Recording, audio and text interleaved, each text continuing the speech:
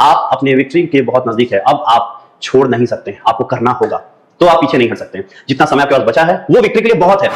अगर कोई आंसर आपको आता है तो आप उसको प्रॉपर्ली लिखेंगे, अगर कोई आंसर आपको नहीं आता है तो उसके टेक्निकल टर्म्स आपको जरूर आते होंगे, आप उसको भी लिखेंगे। आप याद करके अगर फिजिक्स लिख रहे हैं तो ये रिस्क लेने वाली बात है। मैं ये नहीं कहूंगा आप नहीं लिख सकते, आप लिख सकते हैं, बट ये रिस्क लेने वाली बात है, क्योंकि ये आप जो भी पढ़ रहे हैं, जो भी वीडियो देख रहे हैं, वीडियो को पॉज कीजिए, फिर लिखिए, फिर पॉज कीजिए, फिर लिखिए, तब तक लिखिए जब तक कि आपको वो कॉन्सेप्ट उस हद तक ना क्लियर हो जाए कि आप दूसरों को ये समझा सके। आपको ऐसा लग रहा है कि आप बहुत दूर जा चुका है, ये गेम आपके हाथ से निकल चुका है, अब आप नहीं कर पाएंगे, तो ऐसी बात नहीं है। बहुत आराम से आप इन सारे के सारे दिनों को जितने भी बचे हुए इसको properly utilize. Figures and diagrams बहुत जरूरी है, क्योंकि फिगर्स एंड डायग्राम्स वो सेगमेंट होता है आपके आंसर का जो आपको सीधे एक मुश्त नंबर दे सकता है। वो मतलब जब भी आप फिगर और डायग्राम प्रॉपर्ली बनाते हैं तो एग्जामिनर समझता है कि हाँ, इस बच्चे को प्रॉपर नॉलेज है इस टॉपिक का।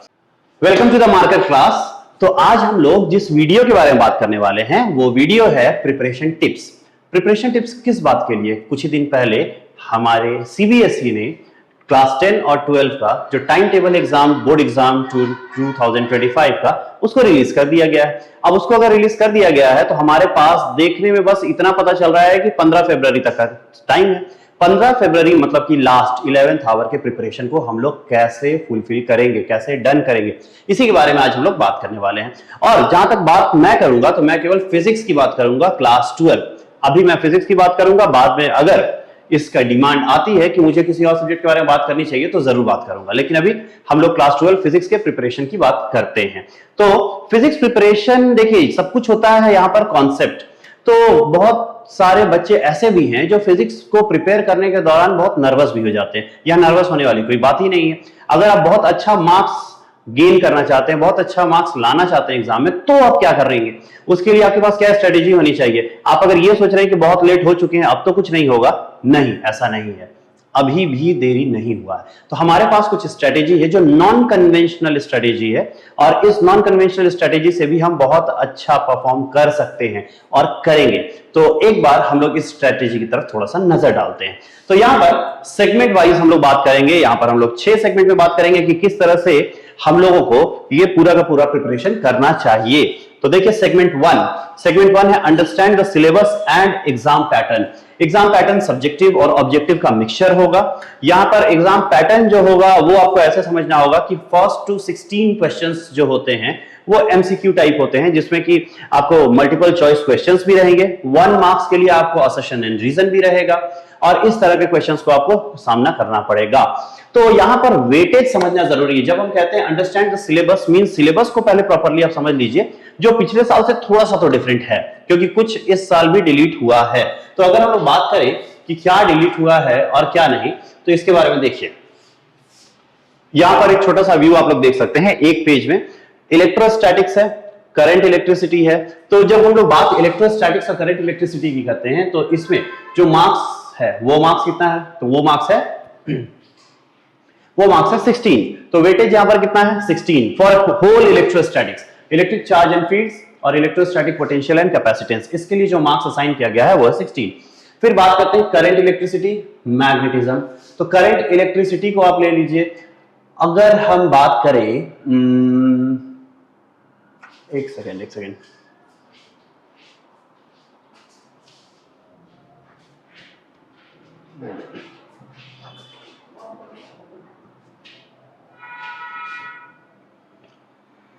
तो चलिए हम लोग देखते हैं। वो तो हो जाएगा ना, एडिट हो जाएगा ना, तो कट जाएगा जो बीच बीच में, उसको बीच में रोकना नहीं ना है, बस ठीक है।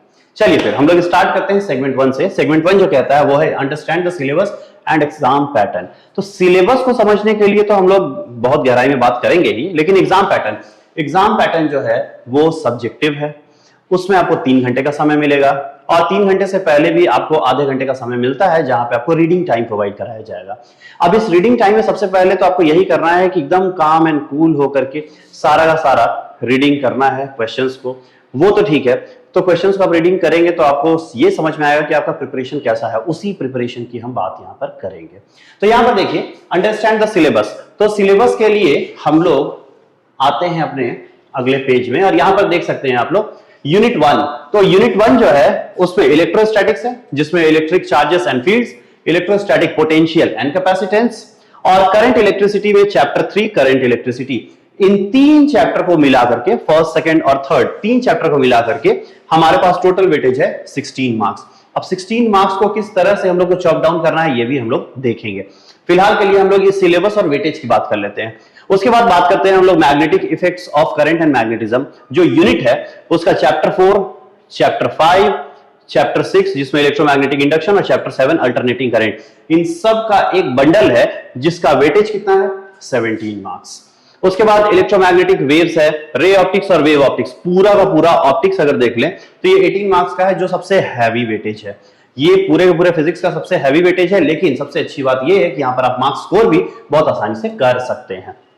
अब अगर हम लोग बात करें dual nature of radiation and matter, ये एक फिजिक्स का वो वाला पार्ट हो गया जिसमें कि आप लोग बोलते हैं कि मॉडर्न फिजिक्स हम लोग पढ़ेंगे, तो ये मॉडर्न फिजिक्स का एक पार्ट है, एटम्स एंड न्यूक्लियाई, जिसमें कि चैप्टर 12 और 13, ये 3 जो चैप्टर्स है मॉडर्न फिजिक्स के लिए, इसके लिए 12 नंबर असाइन किया गया है, और इलेक्ट्रॉनिक डिवाइसेस जिसके लिए 7 नंबर असाइन किया गया। पूरा देखा जाए तो 33 क्वेश्चंस होंगे जो अलग अलग सेगमेंट्स में 70 मार्क्स के लिए होंगे, और आपको जो फाइट है वो इसी 70 मार्क्स के लिए है।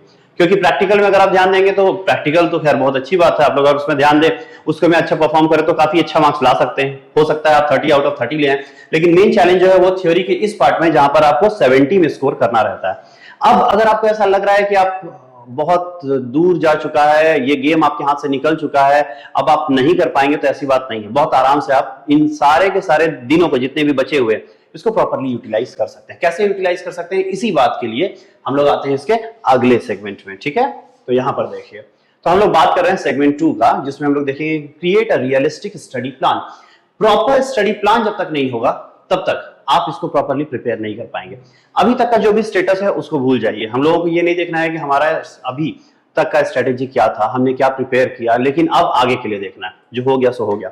तो आगे के लिए अगर देखना है तो हम लोगों को कुछ की पॉइंट्स याद रखने पड़ेंगे। 3 hours daily study only for physics.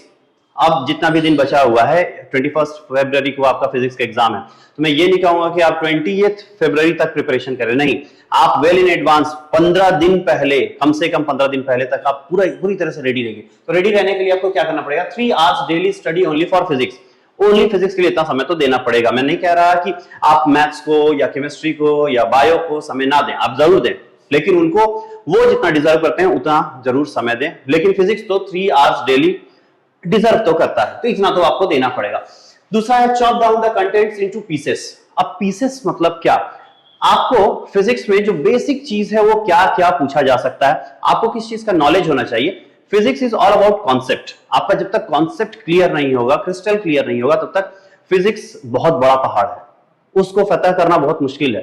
तो कॉन्सेप्ट कैसे क्लियर करेंगे, तो कॉन्सेप्ट क्लियर करने का एग्जाम में अपने आंसर को प्रॉपर्ली प्रेजेंट करने का एक प्रॉपर तरीका होता है। क्या, तो यहां पर हम लोग इस बारे में बात करेंगे कि देखिए, सबसे पहले आपको किसी भी कॉन्सेप्ट का डेफिनेशन पता होना चाहिए। डेफिनेशन जानिए, उसके स्टेटमेंट्स जानिए, और सबसे इंपॉर्टेंट बात, डेफिनेशन हो या स्टेटमेंट, इसको कभी भी आप अपने वर्ड में मत लिखिए। ये जो प्रॉपर वर्ड में डिफाइन किया जाता है, जिसमें टेक्निकल टर्म्स यूज होता है, आप वैसे ही यूज करेंगे। उसके बाद हम लोग डेरिवेशन की बात करेंगे। कोई भी फिजिकल क्वांटिटी किस तरह से डेराइव किया जाता है, उस डेरिवेशन का आपको पूरा नॉलेज होना चाहिए, क्योंकि डेरिवेशन से डायरेक्ट क्वेश्चन और इनडायरेक्ट क्वेश्चंस दोनों आते हैं, तो आपको डेरिवेशन का पूरा नॉलेज होना चाहिए। ग्राफ्स, तो आपको ग्राफ बनाना जानना होगा कि किसी भी दो रिलेटेड क्वांटिटीज के बीच में जो ग्राफ बनता है वो ग्राफ किस तरह से बनाएंगे, वो ग्राफ आपको क्या इंफॉर्मेशन पास करेगा, वो सब आप लोगों को जानना चाहिए। तो ग्राफ की प्रैक्टिस होनी चाहिए। और उसके बाद फिर फिगर्स एंड डायग्राम्स। तो फिगर्स एंड डायग्राम्स बहुत जरूरी है, क्योंकि फिगर्स एंड डायग्राम्स वो सेगमेंट होता है आपके आंसर का जो आपको सीधे एक मुश्त नंबर दे सकता है। वो मतलब जब भी आप फिगर और डायग्राम प्रॉपरली बनाते हैं तो एग्जामिनर समझता है कि हाँ, इस बच्चे को प्रॉपर नॉलेज है इस टॉपिक का। और बाकी हम लोग बात करते हैं टेक्निकल टर्म्स।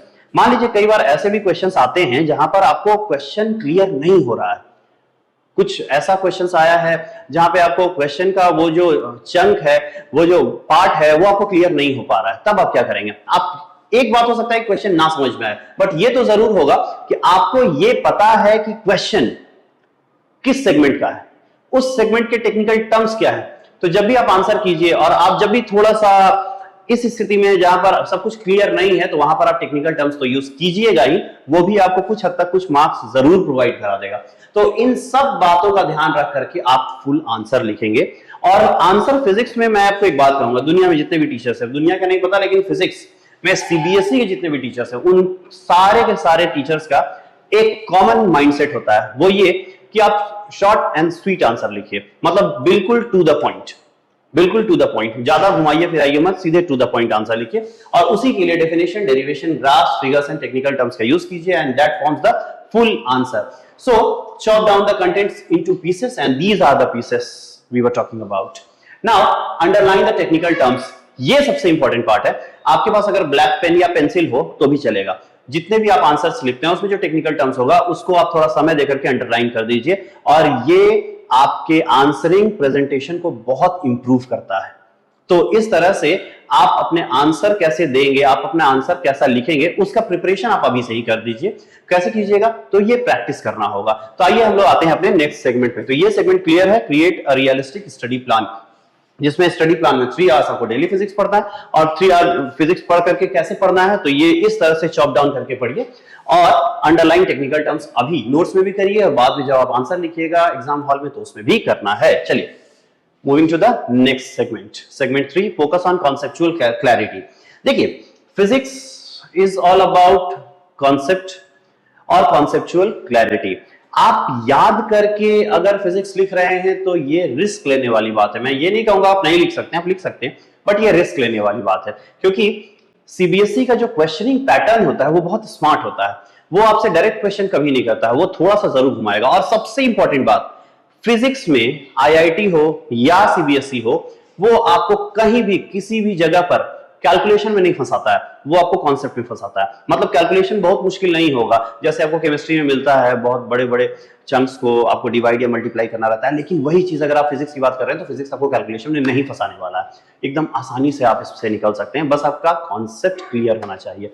तो सबसे पहले कॉन्सेप्चुअल क्लैरिटी बहुत जरूरी है, तो फोकस करेंगे आप प्रिपरेशन के दौरान कॉन्सेप्चुअल क्लैरिटी में। जब तक किसी भी सोर्स में, आज तो आपके पास बहुत सारे सोर्सेस हैं, आप अगर YouTube में भी सर्च करेंगे तो बहुत सारे ट्यूटर्स जो बहुत अच्छा पढ़ा रहे हैं, ऐसा नहीं है कि कोई बहुत एमिनेंट क्लास के ही टीचर चाहिए, सारे टीचर, बहुत सारे टीचर हैं जो बहुत अच्छा पढ़ा रहे हैं, आप कहीं से भी सीख सकते हैं। लेकिन कभी किसी भी दिन जब आप उठते हैं और ये एम बनाते हैं कि आज मुझे इतना क्लियर करना है, तो आप कहीं से भी उतना कॉन्सेप्ट फिजिक्स का क्लियर करके ही रात में सोएंगे। तो वो कॉन्सेप्ट क्लियर होना चाहिए चॉप डाउन करके सारे के सारे सेगमेंट्स में। तो आइए हम लोग अब इसके आगे बात करते हैं। जब ये थर्ड सेगमेंट को हम लोगों ने देख लिया तो अब आते हैं इसके फोर्थ सेगमेंट में, प्रैक्टिस मेक्स परफेक्ट। आप लोग सबको जानते होंगे, practice makes the man perfect, women also. तो यहां पर practice makes the man perfect, women also का मतलब होता है कि आप कंटिन्यूअस प्रैक्टिस करते रहिए। आप जब भी बैठे हैं, कभी ऐसा नहीं होना चाहिए कि आप अपने काउच में बैठे हैं और आराम से किताब खोल करके पढ़ रहे हैं या फिर आप मोबाइल देख करके पढ़ रहे हैं। नहीं, आप जब भी बैठिएगा तो सीधा पोस्चर में बैठिएगा, कुर्सी में बैठ करके टेबल में लिखिएगा, और जब भी आप प्रिपेयर कर रहे होंगे तो बुक खोल करके पढ़िए मत। आपके हाथ में कलम और कागज होना चाहिए, आप जो भी पढ़ते हैं उसको आप जॉट डाउन करते जाइए, लिखते जाइए।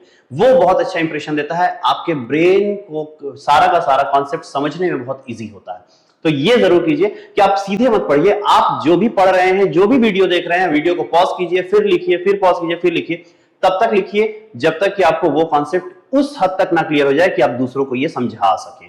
तो ये काम करना बहुत जरूरी है। तो प्रैक्टिस किस बात की करनी है? प्रैक्टिस करना है द वे ऑफ आंसरिंग। जैसा कि मैंने आपको बताया, सीबीएसई बहुत स्मार्टली क्वेश्चन फ्रेम करता है और आपको उसी स्मार्टनेस के साथ वो क्वेश्चन को आंसर करना है। तो आप कई बार ऐसा भी होगा कि आप क्वेश्चन का आंसर जानते हैं, but how to answer those questions, ये वे नहीं जानते हैं। कैसे आएगा, कैसे पता चलेगा वे? तो आपको उसके लिए लिखना पड़ेगा। तो प्रैक्टिस करना है आपको लिखने का, तो यहां पर आपको लगातार लिखना होगा। ये तो हो गई सेगमेंट 4 की बात। अब आते हैं हम लोग सेगमेंट 5 की तरफ, और इस वीडियो को हम लोग बहुत घुमा फिरा करके नहीं रखेंगे, हम लोग एकदम शॉर्ट एंड स्वीट रखेंगे। इसके लिए हम लोग रिवीजन स्ट्रेटेजी में आते हैं। तो रिवीजन स्ट्रेटेजी होगा, की पॉइंट्स क्या है? Make short notes. तो आप लोग जब प्रिपरेशन कर रहे होंगे, आप अगले 30 दिन या 45 दिन का एक छोटा सा गोल लेंगे कि हम लोग उसमें ही ये खत्म करना है। तो पहला विजन होगा, बाद में रिवीजन होगा। तो हम लोग विजन तो कर लिए, विजन कैसे करना है वो भी देख लिए, रिवीजन कैसे करेंगे।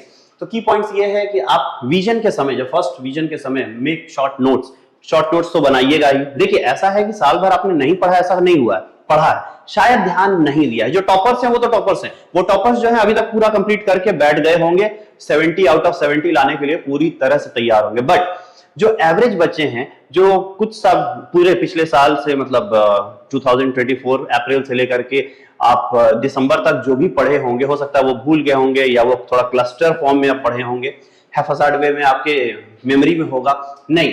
तो वो सारे के सारी चीज को रिकॉल करना है कब? प्रैक्टिस सेशन में, विजन सेशन में, और फिर हम लोग रिवीजन स्ट्रेटेजी लगाएंगे।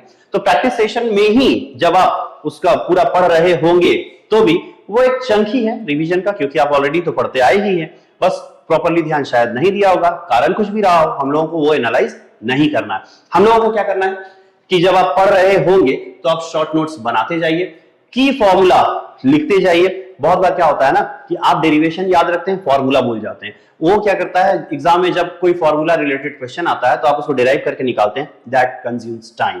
हमको टाइम कंज्यूम नहीं करना है, we don't have time to waste. तो हम लोगों को फॉर्मूला याद रखना है। कैसे याद होगा?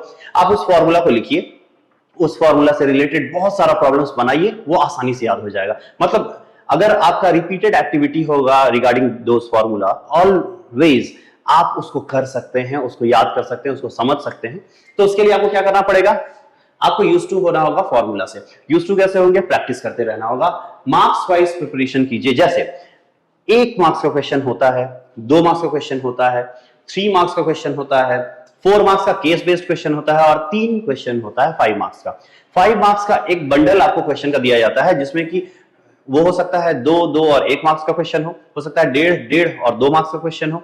इस तरह से आप इसको प्रिपेयर करें कि आपके आंसर का जो लेंथ हो वो बड़ा नहीं हो, आपके आंसर का जो कॉन्सेप्ट हो वो क्लियर हो, प्रेजेंटेबल हो, तब जाकर के आपको एक अच्छा मार्क्स मिल जाता है। मतलब कई बार आप अपना जो आंसर लिखते हैं वो एग्जामिनर के मार्किंग स्कीम से मैच करना चाहिए, इस लेवल का परफेक्ट आंसर आपको लिखना पड़ेगा।